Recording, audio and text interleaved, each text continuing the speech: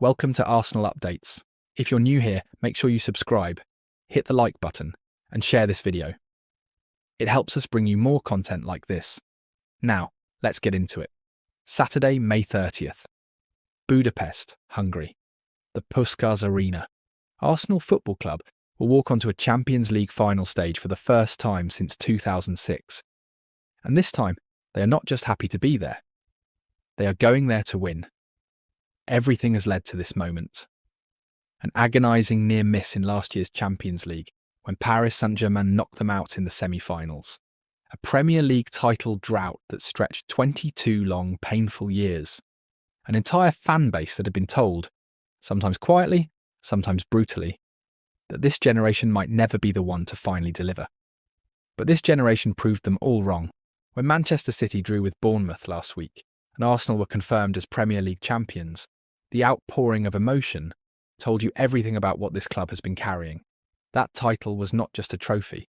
It was a release, a vindication, proof that Mikel Arteta's project was real, that the rebuild was not just hope dressed up in statistics, but a genuinely transformative shift in the identity of one of English football's great clubs. And now, just days after lifting the league title at Selhurst Park, with the celebration still fresh, the voices still hoarse, the confetti still being swept from the streets of North London, Arsenal must somehow flick the switch back on and prepare for the greatest night in the club's recent history. That is the challenge. And it is a real one. The players were given time off to decompress. They return to training on Tuesday. They fly to Budapest on Thursday. The window to go from celebration mode to Champions League final mode is narrow, and everyone connected to the club knows it. Mikel Arteta knows it. The senior players know it. And the former Arsenal men who are watching nervously from the outside know it too. Martin Keown, who was part of the famous Invincibles side of 2003 to 2004, spoke this week about exactly that psychological challenge. He described the transformation that needs to happen. From the euphoria of winning the league to the cold focus required on the biggest stage in club football. You've got to get angry again, Keown said. Get angry to win. But I'm pretty certain they're going through that now. And Keown knows better than most what it means to be in this position.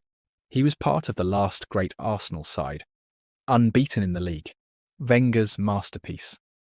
But even that team, the one spoken about in reverent tones to this day, never conquered Europe. That is the piece that has always been missing. There was a Cup Winners' Cup that slipped away, a UEFA Cup final in Copenhagen in 2000, lost on penalties to Galatasaray. And then in Paris in 2006, the night that many older Arsenal supporters still struggle to talk about, without visible pain. 10 men against Barcelona in the Champions League final. Jens Lehmann sent off early. Sol Campbell's header giving the Gunners the lead. And then, in the final stages, a Ronaldinho-inspired Barcelona, turning it around and breaking Arsenal hearts. Thierry Henry was there that night. He was the captain. And now, 20 years later, watching a new generation of Arsenal players reach the same stage, he has said they will be remembered as the unforgettables if they can finish the job. But Keown goes even further. He says this side has the chance to be more than that, more than the Invincibles, more than any Arsenal team in history. They'll be the first ever winners of the Champions League, Keown said. So for me, they're the number ones. Those are not words to take lightly. Keown was part of a side that made history by going a full Premier League season, unbeaten. He knows what it means to be considered one of the greatest. And he is saying clearly that winning on Saturday would put this Arsenal team above all others in the club's long and complicated European story. Now, the opposition standing between Arsenal and that piece of history is the same team that ended their journey last season. Paris Saint-Germain, last year's Champions League winners. The club that, over the past few years, has transformed itself from a glamorous but inconsistent European outfit into a genuine continental force. And at the heart of PSG's threat, the name everyone keeps coming back to. Ivica Kvaratskhelia. The Georgian winger arrived from Napoli and has been nothing short of sensational. In this Champions League campaign alone, he has registered 10 goals and 6 assists. 10 goals and 6 assists in one Champions League campaign. Those are not just good numbers. They are historic numbers. Numbers that put him in conversation with the very best attacking players ever to grace this competition. Kvaratskhelia is electric. He runs at defenders with a fearlessness that borders on recklessness. He has pace, he has technique, he has the ability to score and create from seemingly nothing. He is the kind of player who can make a plan look irrelevant within the first 10 minutes of a match. So Arsenal's defensive setup on that flank will be one of the most scrutinised decisions Mikel Arteta makes this week. And the name everyone is waiting to hear in that team sheet is Jurrien Timber. The Dutch defender has been out for more than 2 months, sidelined since a groin injury in Arsenal's dramatic win over Everton back in March. He was at Selhurst Park for the title celebrations, but not in the matchday squad. Last week, he spoke publicly about having hope that he could be involved in Budapest. And the feeling from within Arsenal's camp is that if anyone can give them the tools to handle Kvaratskhelia, it is Timber. Martin Keown was emphatic on this point. He is maybe the one player in the world of football who could handle him, Keown said. So because of that, he will be given a bit more time. That is a remarkable statement. Not just one of the best options, not a useful player to have. The one player in the world of football who could handle him. Keown expanded on why: Timber's mobility, his aggression, his ability to pinch the ball, his willingness to engage physically with direct attackers. PSG's wide players, Keown noted, are aggressive. They want to run at you. They want to create contact. To stop them, you need someone who is equally aggressive, equally mobile, and equally willing to get into those duels. Ordinarily, somebody who'd been out that long, you'd say it's too late, Keown acknowledged.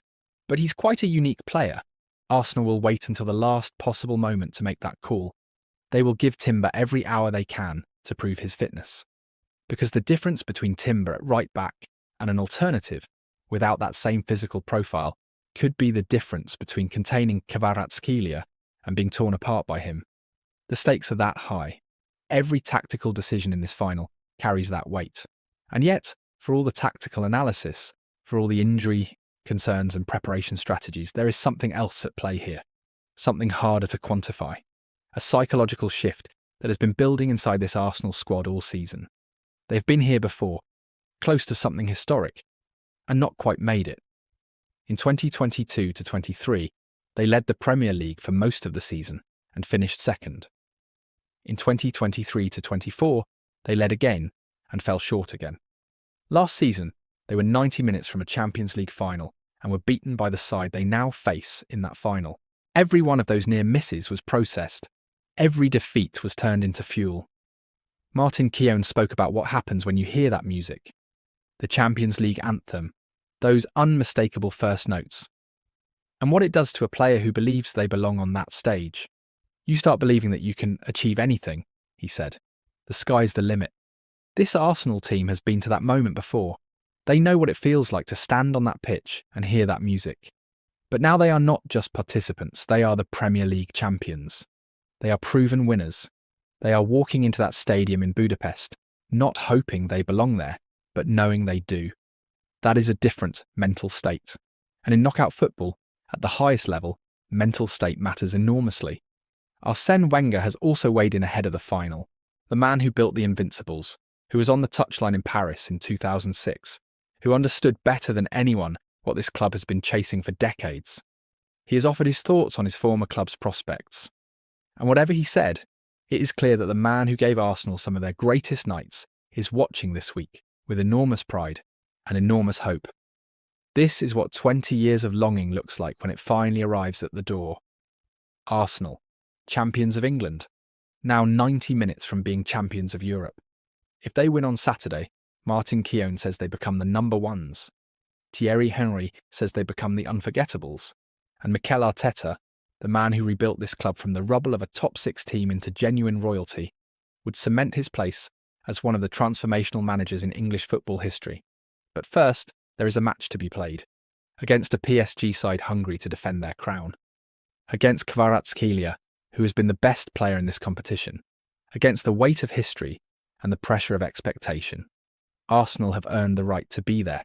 Now they must prove they deserve to win it. Budapest awaits, and as always, if you've made it to the end of this video, drop a comment down below and let us know your prediction for the final. Do Arsenal win it? Or does PSG retain their crown? We want to hear from you. Like the video if you enjoyed it, subscribe if you haven't already, and share this with every Arsenal fan you know. This is the biggest week in this club's recent history. Let's go through it together. We'll see you in Budapest.